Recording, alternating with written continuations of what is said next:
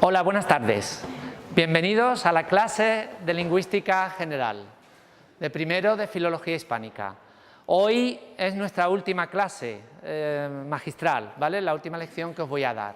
Voy a intentar hacer en los primeros minutos un breve resumen de las ideas principales que hemos cubierto en todas estas charlas y luego quiero centrarme en un tema de hacia dónde va la lingüística, cuál es el futuro de la lingüística, cuáles son las nuevas perspectivas en los estudios lingüísticos. Un poco para abriros ideas y para daros ideas de hacia dónde, si yo fuera vosotros, jóvenes, me orientaría en mis estudios, porque es donde hay más futuro y hay cosas que realmente son muy interesantes. Vamos a ver algunos de los campos, de las líneas de investigación y las líneas de trabajo que más relevancia, más auge están teniendo hoy día en la lingüística contemporánea. ¿De acuerdo?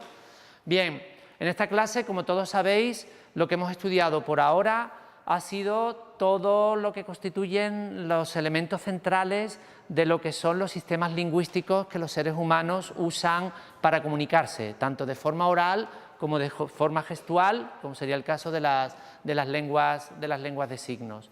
Y hemos visto que tradicionalmente los lingüistas han dividido lo que es el estudio del lenguaje en distintas disciplinas, ¿vale? Y por eso la primera parte del cuatrimestre estudiasteis con Diego Jiménez, el otro profesor, estudiasteis todo lo que tenía que ver con la fonética y la fonología, todo lo que tenía que ver con el sonido. Pero los que habéis estado en el proyecto de lengua de signos os habéis dado cuenta que el sonido no es esencial para las lenguas, porque también hay lenguas que son visuales y que usan la kinésica y que usan los gestos y que usan las expresiones faciales para expresar sistemas lingüísticos, para expresar significados lingüísticos, para comunicarse. Pero lo más importante es que incluso en estos sistemas que son visuales hay una serie de parámetros, una serie de configuraciones que hacen que unas cosas tengan significado y otras no, o que unas cosas puedan significar frente a otras, ¿vale? Porque esa es la clave de todo lo que hemos estado viendo, ¿no? Las lenguas son sistemas, son estructuras que se organizan en base a una serie de signos que, si yo voy cambiando, voy haciendo que vaya cambiando los significados a lo que me estoy refiriendo, ¿no? Y por eso hemos estudiado, en primer lugar, la fonética, que sería cómo se articulan, cómo se transmiten a través de la onda sonora por el espacio, que sería la fonética acústica, y cómo se perciben, que sería la fonética perceptiva o la fonética auditiva, cómo se percibe en el cerebro, ¿vale? Todo el sonido del habla, los sonidos del habla de todas las lenguas del mundo, ¿vale? Eso lo contraponemos a la fonología, que sería el estudio de cómo esos sonidos que producimos en nuestro aparato articulador y que las lenguas del mundo se producen y que los seres humanos producen por todas partes del mundo, cómo en un sistema lingüístico adquieren una serie de funciones u otras y cómo se organizan de manera distinta en los distintos sistemas lingüísticos que nos encontramos en las lenguas del mundo, porque en esta asignatura nos hemos ocupado de las miles de lenguas que existen en el mundo. Así hemos visto, por ejemplo, que hay algunas lenguas como el árabe que solo tiene 3 vocales, A, I, U. Otras lenguas como el español tiene 5, una lengua como el inglés tiene 12, tiene 13. Hay lenguas que tienen, lengua como el piraja, que tiene a lo mejor 8 consonantes. Hay lenguas que tienen cientos de consonantes y hay lenguas incluso como en África, que son las lenguas Khoisan, que tienen clics. ¿Recordáis que eran estos sonidos que en lugar de hacer que el aire salga, hacemos que entre a través de la producción de algún tipo de chasquido, tipo bilabial, o tipo alveolar, o tipo palatal, o tipo incluso velar, ¿vale? Entonces, todos esos chasquidos forman parte del sistema de esas lenguas. En otras lenguas, como el español, usamos estos chasquidos para lanzar besos, pero con otra función, ya no dentro del sistema lingüístico, no me sirven para formar luego morfemas y palabras, etcétera, ¿no? Bueno, pues en la fonología lo que hemos estudiado es toda esa diversidad que hay en las lenguas del mundo, en cómo se producen los distintos sonidos y cómo se organizan en distintos sistemas fonológicos, que a su vez cada uno de estos fonemas tienen distintos alófonos y en distintas lenguas esos alófonos pueden ser de una manera o pueden ser de otra. Habéis visto, por ejemplo, que en inglés la P tiene 2 alófonos, que sería la P y la P, ¿no? En español la D tiene dos alófonos, que sería la D y D, la interdental, mientras que en una lengua como el inglés, esto que en español son dos alófonos, en inglés son dos fonemas distintos. O, para irnos a otra lengua, francés, que tenemos aquí gente que habla francés, en español, si yo tengo la S sorda o la S sonora, S o Z, en español son el mismo fonema, son alófonos del fonema S sordo, que es el que se usa en más contextos, ¿no? Y la S sonora solo aparece en palabras como rasgo, mismo, desde, donde la S va seguida de una consonante sonora, ¿vale? Pero hay otras lenguas, como el francés o como el inglés, donde si tú dices poisson es una cosa, o dices poisson es otra distinta. O en inglés, si dices su es una cosa, o dices zu es otra distinta, ¿vale? Porque ahí son fonemas distintos, ¿no? Entonces, lo que hemos estado estudiando es, a nivel fonológico, segmental, todas las diferencias que hay en las lenguas del mundo, y también tuvimos la suerte de tener aquí a Andrea Blanco, de Colombia, pero que es profesora en Berlín, que nos estuvo hablando de cómo a nivel suprasegmental las lenguas del mundo se organizan también de formas muy distintas, con sistemas de entonación, de ritmo y de organización de lo suprasegmental, totalmente distinta de unas lenguas a otras, que es lo que hace que nos resulte tan difícil, sobre todo por cómo nos enseñan la fonética, la fonología de las lenguas, que nos concentramos normalmente en lo segmental, cuando deberíamos estar prestando a todas estas estructuras suprasegmentales que seguramente son mucho más importantes, como la entonación, el ritmo, el acento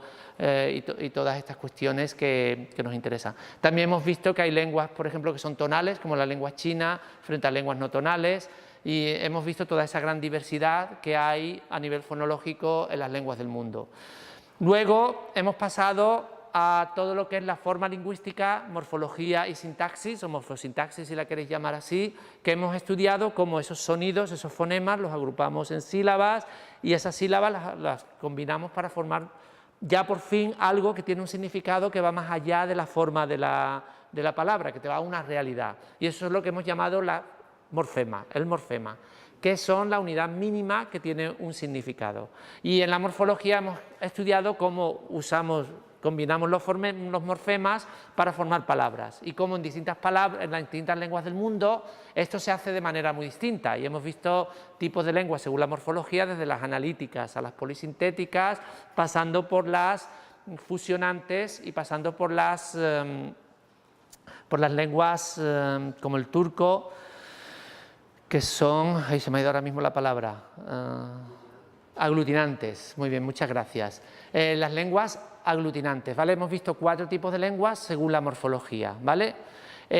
Luego hemos pasado a lo que ha sido la sintaxis, que para muchos, para los formalistas y para Chomsky, por ejemplo, la gramática generativa, la sintaxis constituiría el núcleo central de lo que es el estudio lingüístico, porque, según Chomsky, según los generativistas, en la sintaxis nos encontramos con aquellos mecanismos que nos permiten pasar de algo finito, que sería estas fonemas, que sería un número limitado, estos morfemas, que sería un número limitado, a la hora de combinarlos nos encontramos que el potencial es algo infinito. No podemos saber cuál es la oración más larga que existe, porque yo siempre podía alargar cualquier oración diciendo simplemente Pedro dice que, y esa la hago más larga porque tengo una de las características que Chomsky considera central, que es la característica de la recursividad, que me permite con estos elementos finitos crear un número infinito de oraciones, y una oración incluso infinita, incluso una palabra, como os demostré, ¿no? Morfológicamente yo puedo decir abuelo, bisabuelo, tatarabuelo, tatarabuelo, y seguir así hasta que nos muramos y habré llegado a la primera bacteria de la que venimos todos, y todavía puedo seguir con el lenguaje más atrás en el tiempo, aunque ya referencialmente no tenga demasiado sentido, ¿no? Y hemos visto también todos esos mecanismos que hacen que las lenguas se organicen y podamos en todo momento saber quién hace qué a quién. Y no hemos tenido mucho tiempo, pero las distintas lenguas lo organizan, eso lo veréis en Lenguas del Mundo el año que viene, organizan todo este tipo de información con sistemas y de maneras muy distintas, a través de concordancia, de sujeto, de objeto, casos, marcación en los nombres y todo tipo de relaciones sintácticas, de argumentos adjuntos y todo tipo de oraciones subordinadas, que nos permiten, y eso es lo que hemos enfatizado más en esta clase, presentar un mismo evento, una misma acción desde muchas perspectivas distintas y nos dan una gran flexibilidad a la hora de cómo comunicarnos y cómo presentar la realidad como a nosotros nos interesa que se presente. Un niño pequeño enseguida aprende que no debe decir yo he roto tu jarrón favorito, mamá, sino que dice se ha roto o se me ha roto. Como yo pasaba por allí y ya no estoy atribuyéndome agentividad a mí, sino que simplemente es algo, yo soy el afectado también, ¿no? Se me ha roto, pero yo no soy el culpable de haber hecho eso, ¿vale? Y aunque el evento sigue siendo el mismo, pero lo he presentado de muchas maneras distintas, ¿no? En eso es lo que nos hemos enfatizado. Luego hemos pasado, aunque ha sido muy brevemente, a las dos ramas de la lingüística que se ocupan del significado, que son la semántica y la pragmática.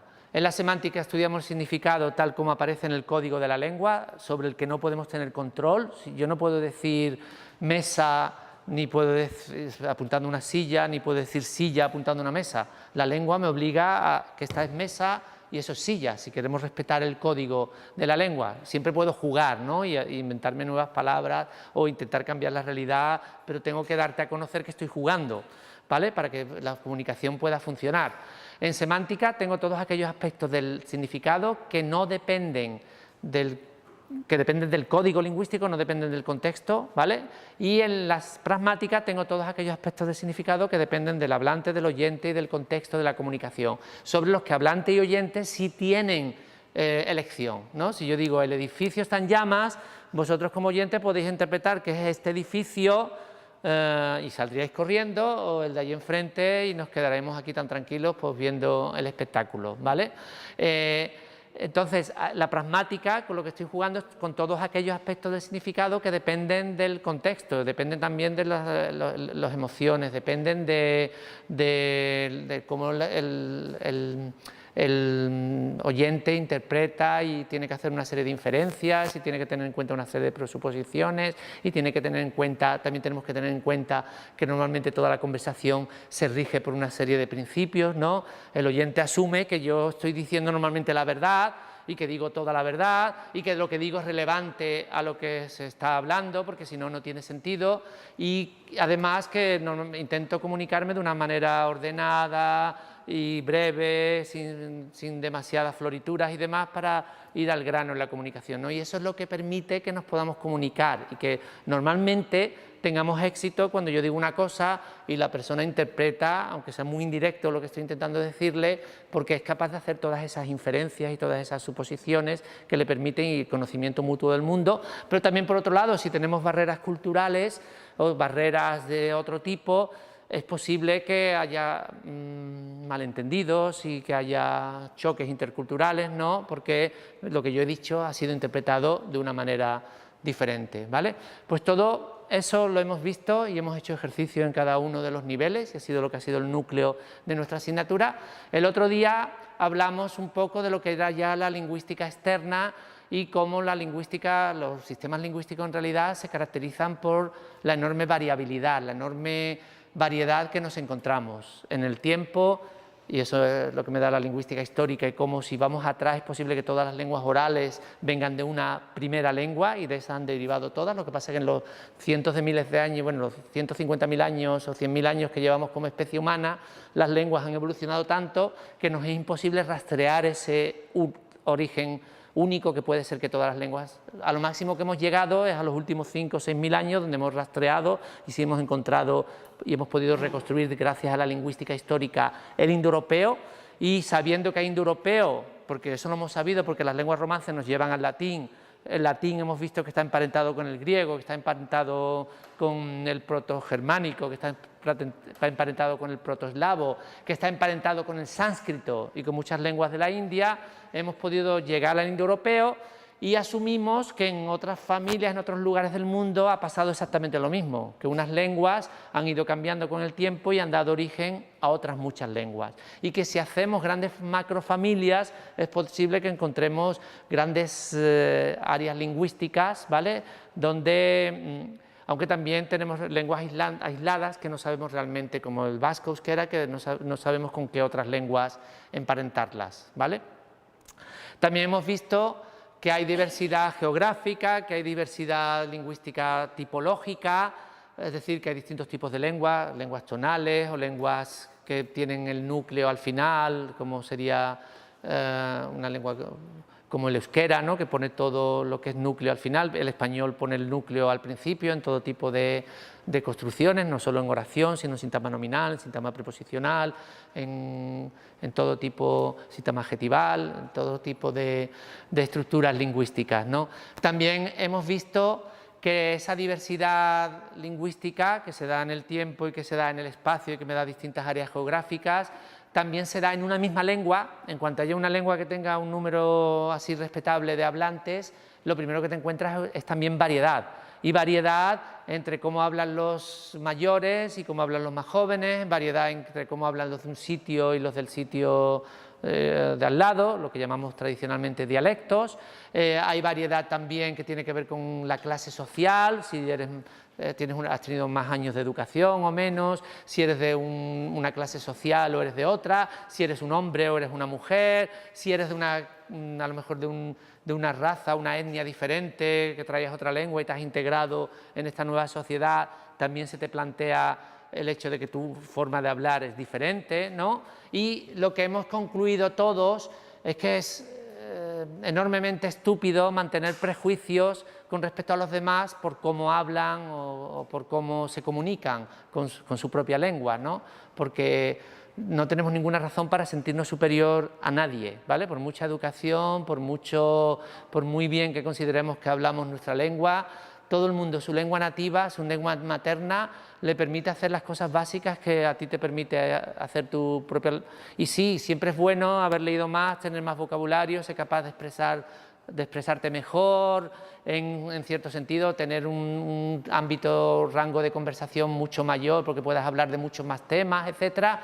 Pero las cuestiones básicas, todo esto que hemos visto en la microlingüística, de cómo es la morfología, cómo es la sintaxis, cómo es la pragmática, a ese nivel todas las lenguas están al mismo nivel y todos los hablantes con sus distintos idiolectos, que serían las variedades que tiene cada uno, sociolecto o con sus distintas variedades, son tan respetables una como otras, ¿vale? Y eso lo hemos discutido aquí bastante, hemos tenido debates sobre ellos y también hemos visto que debemos huir de ese scriptismo, de esa idea de que el lenguaje escrito es la lengua, ¿vale? Que en cierto modo en el debate de ayer estábamos considerando como que esa lengua escrita era lengua, pero en realidad la lengua no es la lengua escrita y la ortografía tampoco es la lengua en realidad. La ortografía es una manifestación, un medio de expresión de esa lengua, que sí, para los de filología hispánica y para la sociedad en general es importante tener una buena ortografía, igual que es importante saber vestir, saber estar, pero es algo superficial si te das cuenta, porque cuando uno escribe, ¿vale?, la ortografía no deja de ser una convención y yo el mismo texto, algo que digo, algo que escribo, lo puedo escribir en un alfabeto o lo puedo escribir en otro. De hecho, al español le ha pasado que se escribe en alfabeto latino, pero los judíos lo escribían en el alfabeto hebreo, y los árabes, cuando vivían aquí, mozárabes que hablaban la lengua romance, lo escribían con el alifato. Y el otro día, ayer, en el Zoco de la Escultura, vuestros nombres lo pasaban a caracteres chinos. Es decir, yo podría escribir un mismo texto en caracteres chinos, en alifato, en alfabeto hebreo, en alfabeto latino, ¿vale? Y da igual que tenga faltas de ortografía o no, el texto va a decir lo mismo, porque lo importante es lo que dice y cómo lo dice, ¿vale? No cómo está escrito, ¿entendéis? Lo que pasa es que la ortografía para nosotros es importante porque nos da esta carta de presentación y también, como decía Fernando ayer, porque hace situar a una gente en una situación de privilegio frente a otras, ¿vale? Y por eso se usa la ortografía y por eso tiene ese tipo de reglas que lo hacen absurdamente difíciles muchas veces, ¿no? Para que conservamos la B y la V, como decía García Márquez en su famoso discurso, ¿por qué conservamos la H si ya no se pronuncia? ¿Por qué conservamos? Pues son cuestiones etimológicas que la lengua escrita va conservando, ¿vale? Y que la lengua oral, en esa evolución que va pasando en los años, va cambiando, y la lengua escrita normalmente evoluciona con bastante más lentitud y no solemos cambiar ni hacer, y no hay ninguna escritura que sea verdaderamente fonológica. La única escritura fonológica que existe es la que usamos los lingüistas cuando hacemos transcripciones fonéticas y fonológicas, que ahí sí intentamos reducir cada sonido a lo que sería su fonema o su forma de pronunciación exacta, ¿vale? Y esa sería la única manera realmente de recoger una ortografía, una escritura enteramente fonológica, transparentemente fonológica. Hay algunas lenguas como el alemán, que sí son más fonológicas que otras como el francés, o el mismo español es más fonológico en su sistema de escritura que el francés y que el inglés, que han evolucionado menos en la escritura y por lo tanto siguen manteniendo la escritura de un francés o de un inglés que se hablaba hace varios siglos, ¿vale? Mientras que la escritura española sí ha evolucionado algo más, ¿no? La ortografía. Pero en cualquier caso, vuelvo a insistir, la ortografía es bastante superficial porque no es la lengua, es una forma de representación de lo que es la lengua escrita, y esa misma lengua escrita podríamos escribirla de muchas maneras distintas y lo que estaríamos diciendo seguiría siendo lo mismo. Es mucho más importante cuando seáis profesores que os concentréis que vuestros alumnos tengan riqueza de vocabulario, que tengan riqueza de saber combinar las oraciones para tener coherencia, cohesión, saber unir unas partes con otras, ¿vale? Y eso es uno de los retos que tenéis, enseñar la lengua de manera que el alumnado se enriquezca y sea capaz de hacer debates o de manifestar su opinión o de hacer ensayos profundos con buenos argumentos donde estén todos bien hilvanados. Y ahí lo de menos es la ortografía, os lo garantizo. Normalmente suele corresponder. La gente que suele escribir mejor y que son la gente que más ha leído y es la gente que luego va a tener menos falta de ortografía, pero la ortografía es lo más superficial, ¿vale? Y muchas veces nuestro sistema educativo ataca o incide demasiado la ortografía cuando lo que teníamos que estar gastando el tiempo es en enseñar ese otro tipo de cosas donde el alumnado sea más protagonista, ¿vale? Y volvemos de nuevo al papel del alumnado en la enseñanza. Pero bueno, en lo que estaba diciendo, las lenguas se caracterizan ante todo por la variabilidad, la diversidad, y en todos los órdenes y en todos los niveles, y eso se estudia desde muchas ramas de la lingüística como la sociolingüística, la tipología lingüística, la lingüística histórica, ¿vale? Luego vimos todo lo que sería la psicolingüística o cómo hemos llegado a tener el lenguaje en nuestro cerebro, ¿vale? Y eso ha tenido que ser a través de la adquisición del lenguaje, que hay un grupo por aquí que está trabajando el tema de adquisición del lenguaje como primera lengua, ¿vale? Y cómo procesamos ese lenguaje, qué mecanismos psicológicos, porque tenemos lapsus linguae, porque cuando percibimos el habla lo percibimos de cierta manera y tenemos un tipo de percepción categórica que llaman los psicólogos.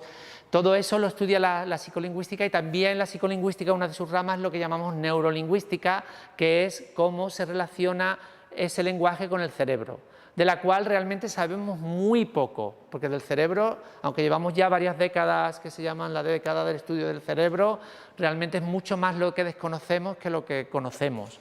Y porque el cerebro es una estructura de miles de millones de neuronas, que ahí está todo, ahí está nuestro lenguaje, y está nuestra memoria, y está nuestra capacidad de ver y de oír y de entender y de prestar atención, y todas las capacidades cognitivas.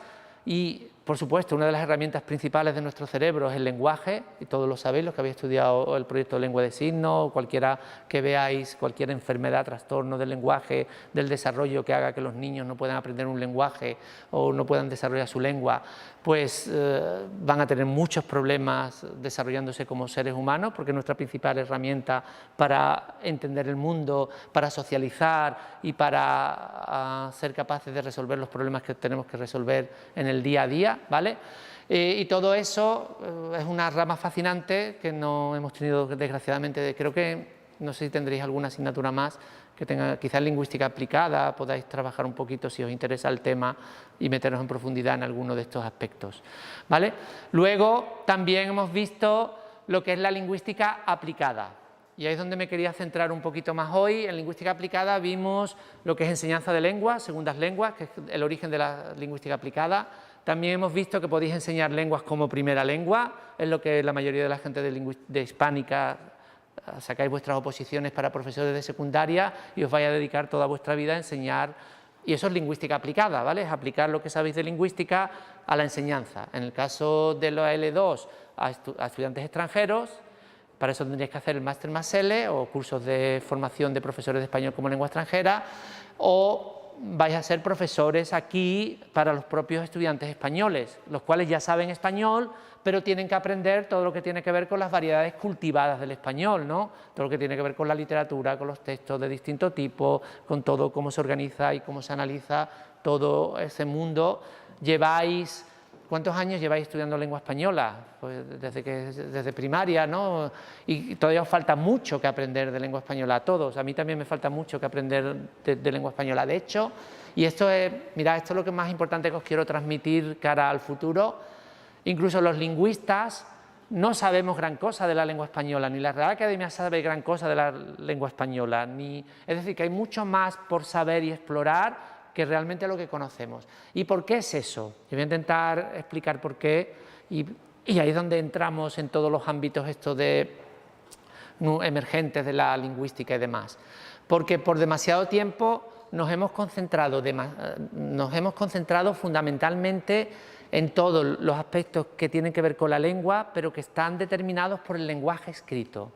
Yo creo que desde el principio de los estudios del lenguaje, la época de los griegos, o incluso si queréis ir más atrás, la época de Panini en la India, ¿vale?, hasta el siglo XX, la mayor parte de los estudios del lenguaje han estado basados en la lengua escrita, ¿vale? De hecho, la palabra gramática viene de gramma, que es letra, porque la gente pensaba que la lengua escrita era la verdadera lengua.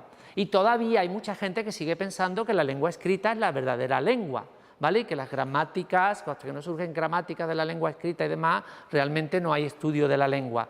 O incluso, si no vais muy lejos, en los países árabes siguen pensando que el único árabe verdadero es el árabe del Corán, porque es el que está recogido en el libro este dictado por Alá, ¿no?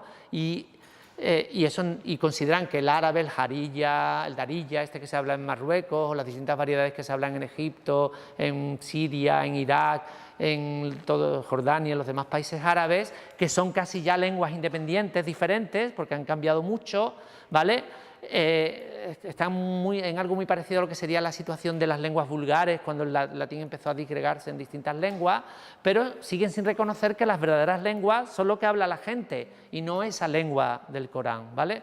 Eso aquí en Europa nos costó varios siglos reconocerlo a raíz de Dante y su trabajo de lengua vulgaris, de las lenguas vulgares, y sobre todo la emergencia en los países europeos de los grandes estados que cada uno venían asociados a su lengua y a las lenguas estándares que se fueron desarrollando durante el tiempo, ¿vale?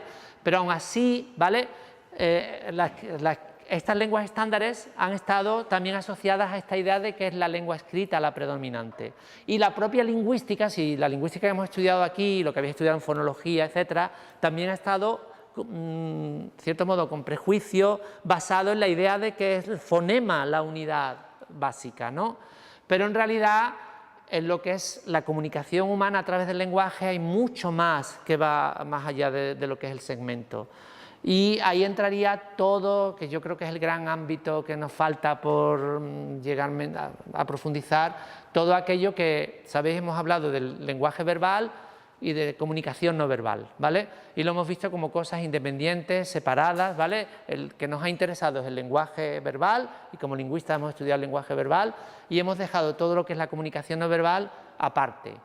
Yo creo que el gran desafío de la lingüística en el siglo XXI es integrar el lenguaje verbal con todos los demás mecanismos que tienen que ver con el paralenguaje, cómo usamos los sonidos, cómo tenemos la entonación, cómo tenemos con todo lo que es la expresión facial, la kinésica y todos los códigos comunicativos que usamos, porque el lenguaje es mucho más allá, va mucho más allá que las palabras. En el debate que tuvisteis ayer, una de las cosas básicas es que cuando uno lanza mensajitos y demás que son todo escritos, está perdiendo un montón de esa información que te da la expresión facial, que para eso tenemos los emoticonos, ¿no? Intentando suplir toda esa carencia informativa que tendría. Bueno, pues los lingüistas hemos estado en cierto modo así a lo largo de toda nuestra historia, hemos estado en el lenguaje centrándonos en aquello que estaba recogido por la escritura alfabética, y nos hemos olvidado de todo lo demás.